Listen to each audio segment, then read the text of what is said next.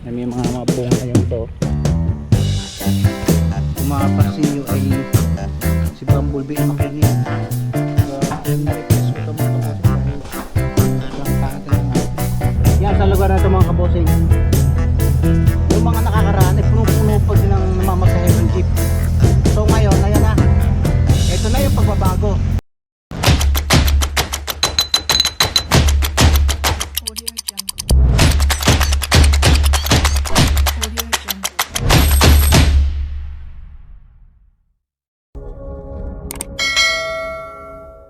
Yes, hello, good morning. Magandang araw sa inyong mga kabosing. At medyo tinanghali tayo ng gising ngayong araw na to. Araw tayo ng Miyerkules ngayon. At dito tayo sa gilid ng ating bahay para magdilig ng ating alagang mga gulay, okra, sili, ilang talong. Yan. So kagabi ay ginabi ako ng uwi dahil nga medyo napakwento tayo doon sa kinakuyulong sa taas. Meron kasi akong nakatagpong nakilala nung araw. Noon lang kami nakita, kaya siguro mga isang oras at kalahati kami nag kwentuhan. So yan. So bago po ang lahat ay isang magandang umaga. Sana po ay samahan nyo ako sa video na muli ito. At salamat po sa suporta sa Team Kapanalig. Kahit na hindi yung sa akin nanonood, yung mga sa team lang, doon sa lahat ng member ng Team Kapanalig. So yan. At syempre ang mga development po sa Kapanalig ay nakakatuwa. Ang pakiramdam ko kasi mga kabosing ay ako ay isang subscriber at isang supporter pa rin hanggang ngayon until now. Hindi bilang isang vlogger. Pero siyempre matagal na rin tayo nagba-vlog. Kaya naiinganyo na rin tayo mag-video. Although napakalabo kung magka-revenue dito. Dahil alam naman ninyo na hindi man tayo talagang eksperto sa pagba-vlog. At sa Kapanalig, pag napunta ako ay limitado lang po ang pagbibideo, dahil ang talagang purpose ko naman talaga ay ang pagtulong sa right of way. Yan. So hindi ko alam kung makakabalik pa ako doon mga kabosing, dahil medyo sa baba na. At siguro magagawa na ng paraan yun na mapatapat ang right of way umabot sa bahay mismo ni Kapanalig, dahil maikli na yan. May samento pa naman, pero kung aabotin sa bahay ni Kapanalig kinakailangan bumili uli. At hindi ko lang alam sa kanila kung sa panahon ngayon ay sila ay mamimili pa, dahil napakataas ngayon ang presyo ng mga materyales. Malaki na napadagdag.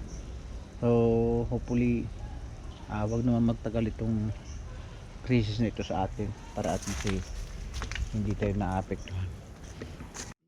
So ayan, magdidilig tayo. Talagang alaga po sa dilig tong mga tanim na to, dahil isang araw mo hindi madiligan to, wala, patay. Ako makasurvive man, talagang halos maralantas yan. Yung iba na bunga na yan.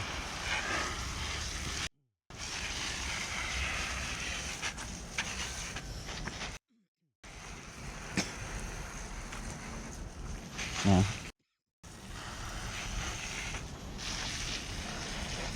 Kahapon konti naman yung hinakot ko, dahil nakababa na naman, kaso kulang yung semento, kaya nagbaba ako. Ang masama kasi nung malapit ko nang ibaba hindi maganda yung pagkakababa ko ng semento, para pinigilan ko yung semento pag baba ko ng isang supot na semento, kaya para nagpis yung likod ko.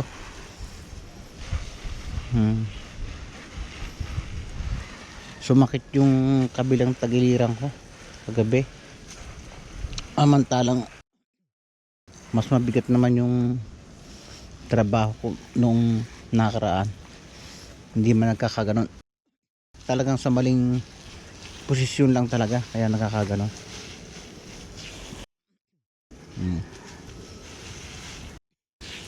Ayan o, yung mga kabos. Ayan.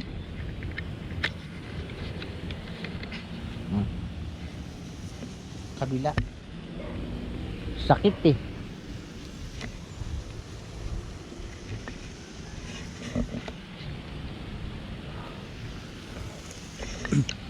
Mali yung bagsak ng bigla yung papaya.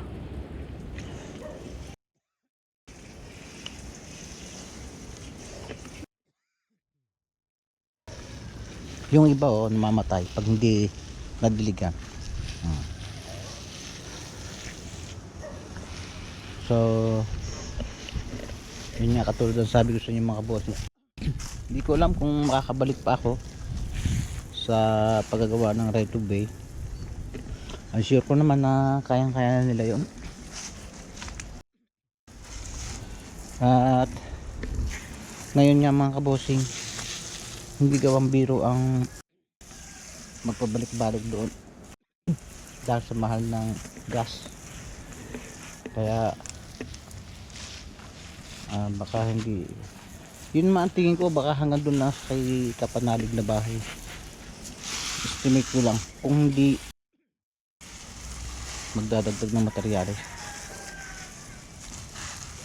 Ang problema ngayon, baka mahal ng materyales talaga, na hindi naman natin masisisi yung pagmahal dahil yun nga sa taas ng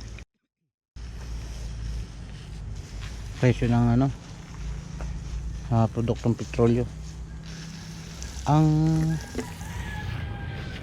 kuwang ko lang doon, hindi ko muna maalam kung ano ang totoo totoo mga kabosing. Mayroon daw naman supply ng ng diesel o ng petrolyo at may stock pa naman daw. Pero nagtataka ako nung nag-announce na gera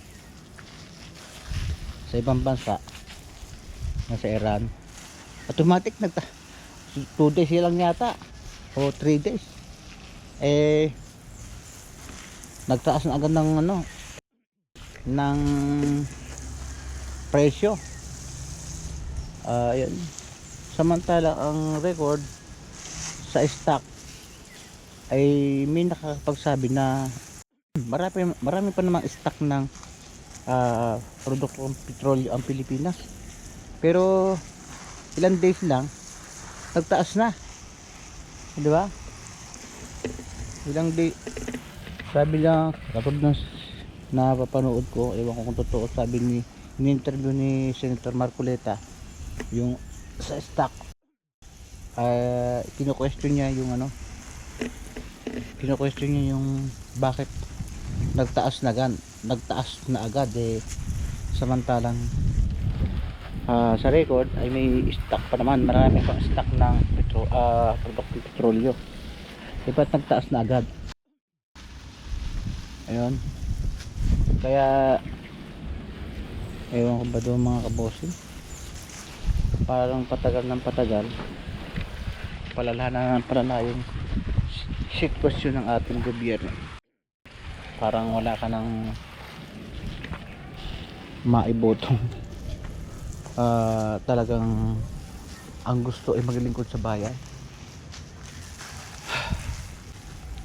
Puro pakahig na talaga. Yun ang ayudang sinasabi nila, hanggang ngayon hindi pa nalabas mga kabosing. Hirap na hirap silang bitawan. Ako hindi man ako mahilig sa ganyan na pero sa nangyayari kasi dati, kung meron mang kurap, magkukurap, mga korupsyon ay hindi mo maramdaman basta-basta.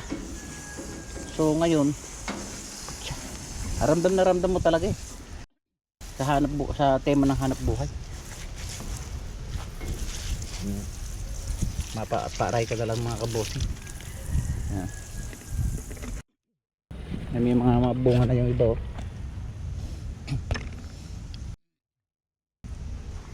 At kunin ko kaya itong papayang to.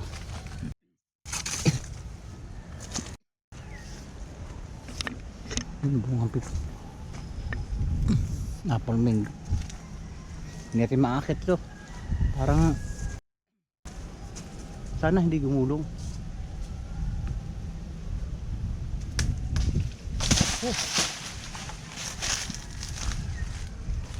Gumulong. Ayun.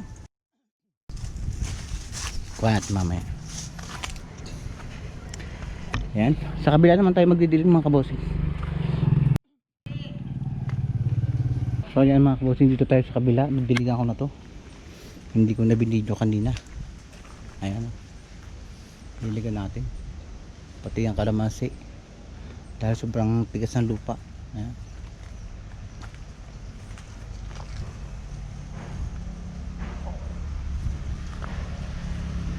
Bumungo na yung mga sili. Ayan.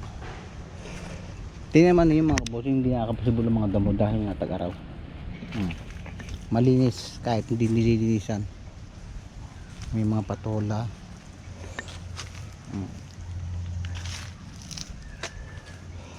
Kung naulan to, malago na dapat to eh. Yan yung katabi kong garden. Pexay na medyo tumanda na.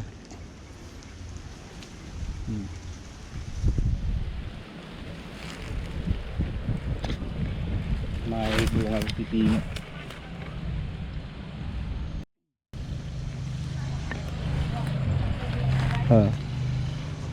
Tayo naman ay hindi talaga nagpo-focus masyado dito sa pagtatanim dahil tag-araw. Pero yung kanilang mga binawas doon sa kabila, inilagay ko dito. Kung mapapansin nyo, mas maganda yung petsay ko. May itim. Binabas nila doon, tapos sabi ko akin na lang kung babawasin. Tapos dinilin ko dito, ayan ang lalago.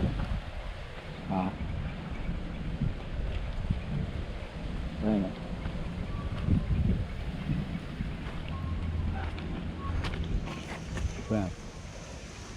So ang ayos mga halaman dito mga kabossing, siguro mga June pa o July. Ayan. Bago magtag-ulanan, pag nag-ulan saka tayo pupokus, at saka may balak tayo magawa din ng kulungan ng manok doon sa bandaro na. Bibili tayong net sa lugar na yon para just in case may aliwan tayo ditong alagang hayop. Okay na siya mga kabossing. So yan mga kabossing, at yan, bali karugtong lang ito ng vlog ko kanina. So ngayon ay may pupuntahan tayo. Nalantay at hindi yata nadilig na ayos yan. Ang init kasi mga kabossing. Kakarga natin transmission. Ay iyo. Dito kakarga? Oo, sa likod ka ilalagay dyan. Doon, abangan mo doon. May kakarga tayo mga kabossing na transmission ng sasakyan. So kinakailangan natin kung kailan, ay nako, kung kailan kung kailan nasira.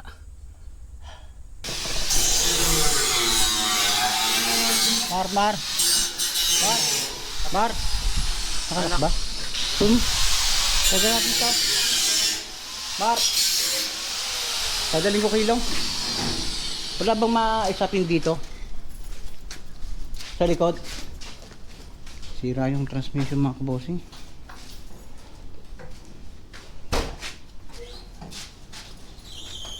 Ito pay mo.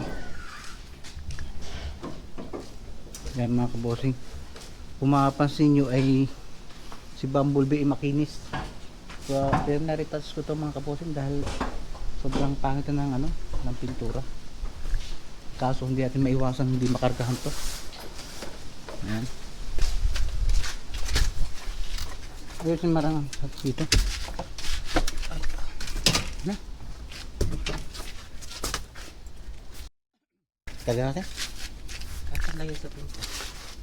Ha? Hindi sa sakit. Hindi na. Angat natin.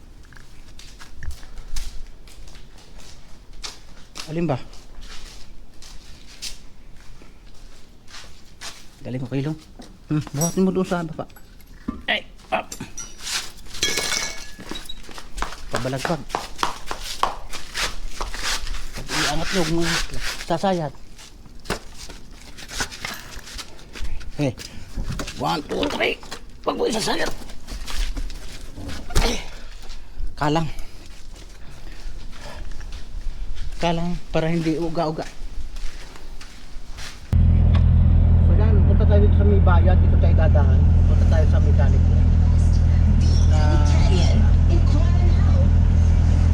Ewan ko kung anong magiging observation natin. Ngayong sobrang taas ng diesel. Talagang yung mga motorista ay naghahanap talaga ng medyo mura-mura talaga. So katulad dito mga kabossing, ito bumaba na to 130 per liter na walang nagdi-diesel. Ayan o, nilalangan wala. Caltex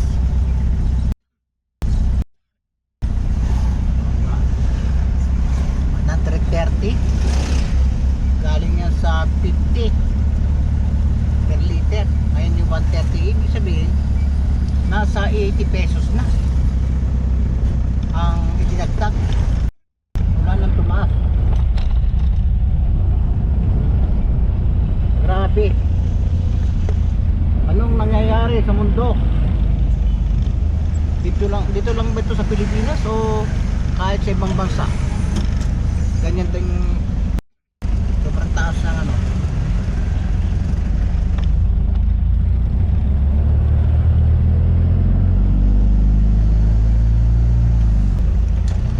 Laki ng naibawas mga kabossing sa motorista. Ayan o.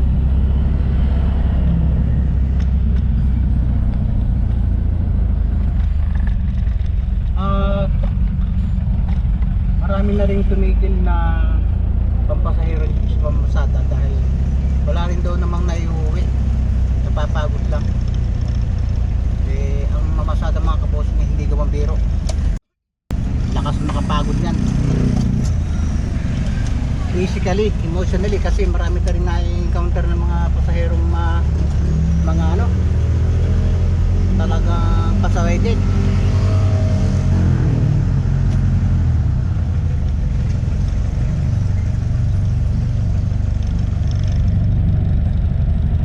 May namamasada pa rin, kaya lang dati sa lugar na ito mga kaboss may traffic talagang. Ayan o, nagtsika sila maghintay talaga ng pasahero dahil hindi sila pwedeng tumakbo ng walang laman. Talagang lugi sila sa diesel, kinakailangan nilang mapuno. Yun din na nagiging misa kung bakit yung mga driver natin ngayon ay umiinit na rin talagang ulo sa daan.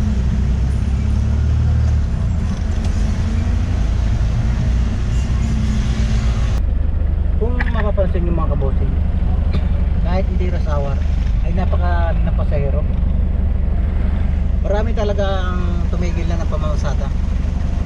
At talagang mga driver ngayon ay kinakailangan nilang magkalaman. Hindi ko pwede yung katulad dati. Pag may takbo, okay, nagtakbo ng takbo. Dapat ngayon puno ka. Dahil pag tumakbo ka ng paapat-apat ang laman, lugi ka sa diesel mga kapuso. Minsan ang nakadalawang biyahe na daw sila ay halos pagkulang pa sa pang crudo o pang diesel. Kaya grabing parusa sa mga driver ng pampasahirong sasakyan. Ayan, mapapansin nyo, kinakailangan nila magpuno. Hindi sila po pwedeng hindi sila po pwedeng takbo na ng takbo mga kabosing. Mga kabosing, dati mga ganitong oras ay puno-puno pa din ang mga sasakyan, mga jeep na pampasahero. Halos nagtatraffic po dito, pero ngayon po ay mangilan-gilan na lang talaga yung mga natakbong mga jeep. Ayan o, talagang mabibilang mo na. Ayan, mapapansin nyo, halos wala na, dahil yun nga, wala na talagang inaabot.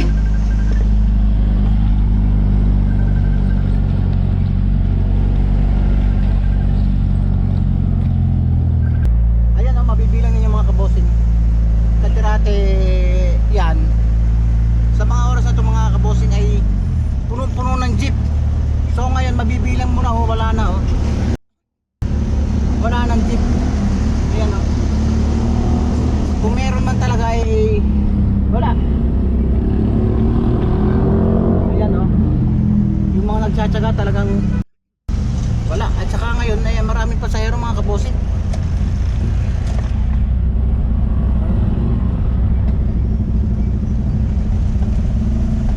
Ayan o, dati puno yan mga kabosing ng sunod-sunod din ng mga pampasaheron jeep, pero sa ngayon wala, as in wala. Yan, mabibilang mo na lang talaga o, paisa-isa. Lalo na yan mga kabosing pag sa rush hour, wala talagang masakyan ng mga pasahero.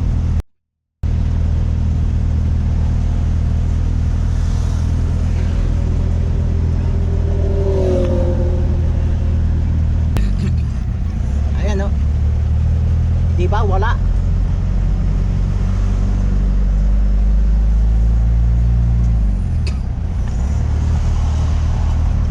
As in, ha, paano kaya kung rush hour na? Ayan mga kabosing, yung isang jeep ko, ayan o, lang yun. Yan, jeep ko yan.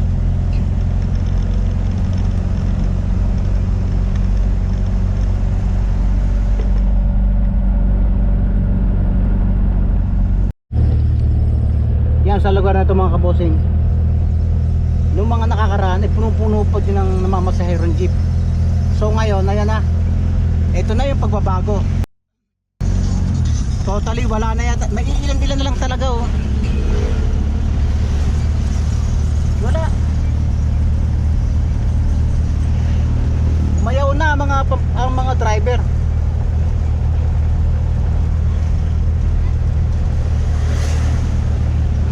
Bibilang na lang talaga.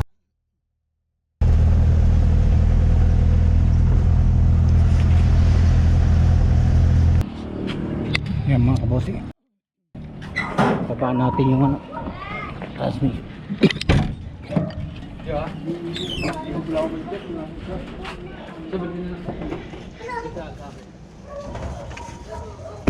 Natawa yung L3, bagong pintura oh. Wala na langis yan. Korea, ang pika. Wala nang langis to, naubusan to ng langis. Patay. Baka sumabit sa ano. Ang gagawin natin? Lalapit, layo. Wala namang mahawakan. Wala nga, hindi. Teka. Sige, okay na. Sige. Balde lang. Wow! Yan! Huh. Yak! Korea ba naman?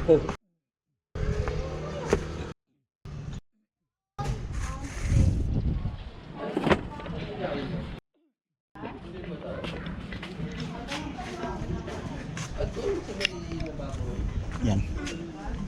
Papagawa natin para tayo may reserva mga kabos. Aray ko.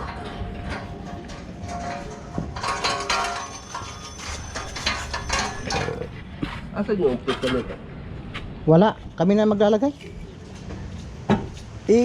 Nilagay namin sa kabila, hindi pumasok yung ano. Yung... Kaya pinamasinsyap ko, pinakonvert ko. Yung propeller, sumala. Pinabutasan ko.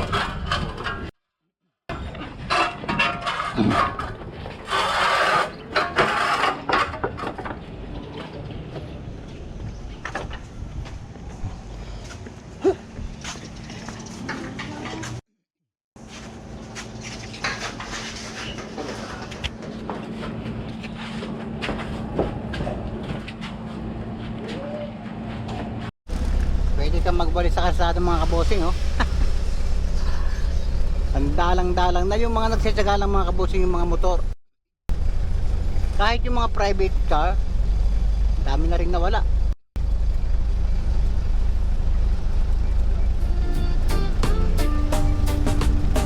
Sa umaga man o sa gabi, may kwento siyang dala lagi.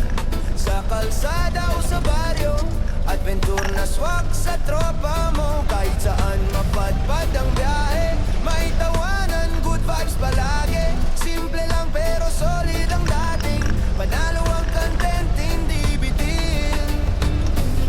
Sa tahanan o sa labas, sa paligid na may lakas. Pag si Bossing ang kasama, saya mo'y walang kapantay na. Bossing Robert Official, kwentuhan at tawanan. Natural, adventure sa daan. Kahit sa tahanan o paligid man yan, di mo pagsasawaan. Bossing Robert Official, good vibes lang, walang kaplastikan. Kasama mo sa bawat kwento, solid ang trip, panoorin mo. May aral din sa bawat Itong lugar na ito mga kabosing, dati talagang kabit-kabit ang mga nabiyaheng jeep. So ngayon, wala ka na talagang makita. Kung meron man eh, talagang mabibilang mo na lang mga kabosing. Ibig sabihin talagang marami nang umayaw na jeepney driver na masada. Ayan no. Ito yung lugar na pinakamaraming jeep sa experience ko mga kabosing. Pero sa ngayon ay talagang maganda palang solusyon sa traffic mga kabosing eh.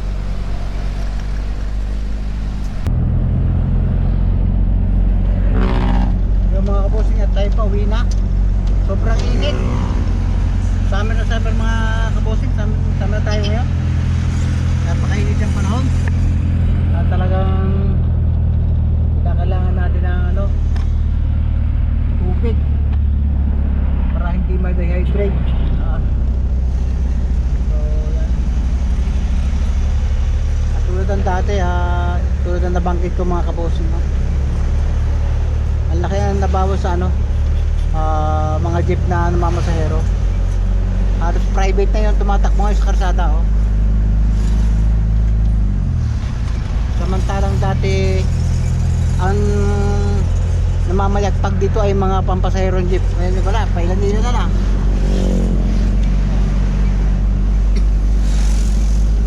Sabi sa epekto ng ng pagtaas ng krudo. Sobra.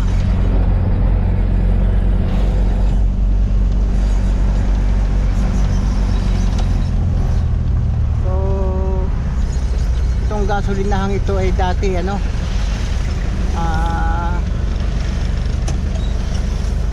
55, ngayon ay 134 na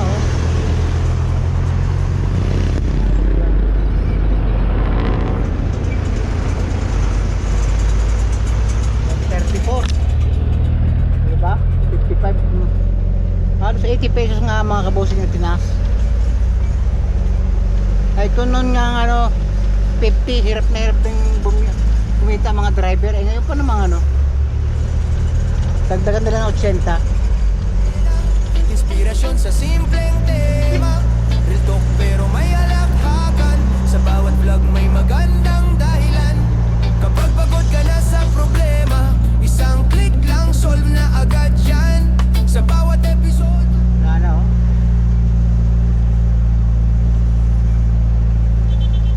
na parang bang yung Biyernes Santo ang kalsada walang masyadong nabiyahe. episode may saya, parang tropang lagi mong kasama. Oh, relax ka lang, sabay tayo sa agos ng hangin. Click and play, tuloy ang saya sa channel na walang kapantay.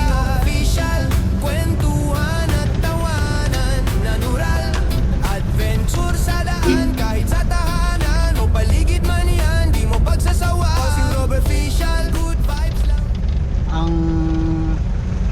mga kabossing, ang matindi niya, kung sakali man dumating ang panahon na bubaba uli ang krudo, nako, matagal na proseso ang pagbaba. Ang pagbaba po niya na 25 centimos, 10 centimos, pinakamahal na piso na pagbaba. Hindi yun hindi yan kaya makapagbaba ng mga malalaki. Pauntik-untik yan, centimos o kaya piso, yun ang pinaka ano.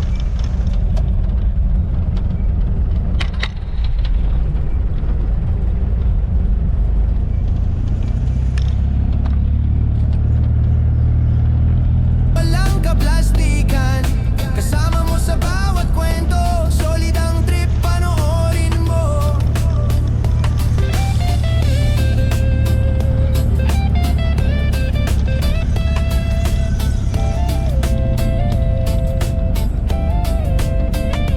Bossing Rob Official, kwentuhan at tawanan. Natural, adventure sa daan. Kahit sa tahanan o paligid man yan, di mo pagsasawaan. Bossing Rob Official.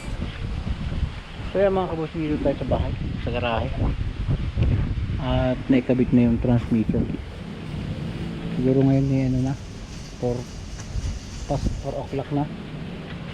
So sumakit na naman yung tagliran ko yung pagkapagbuhat ko sa Batangas.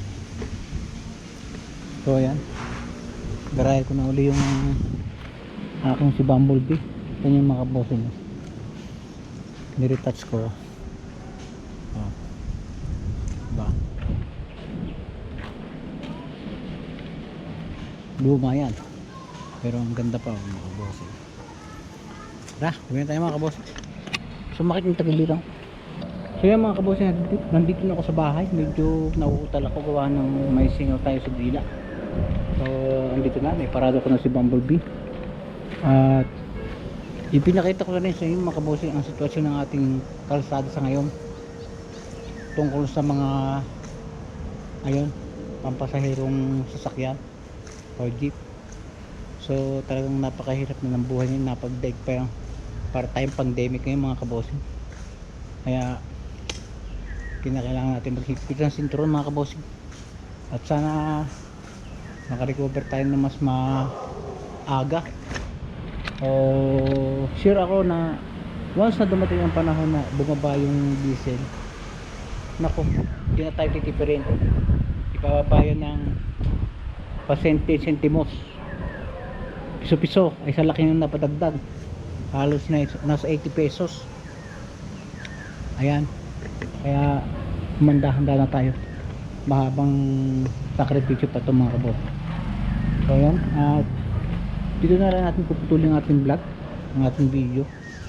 Sana po ay sinamahan niyo ako hanggang huli sa video na to.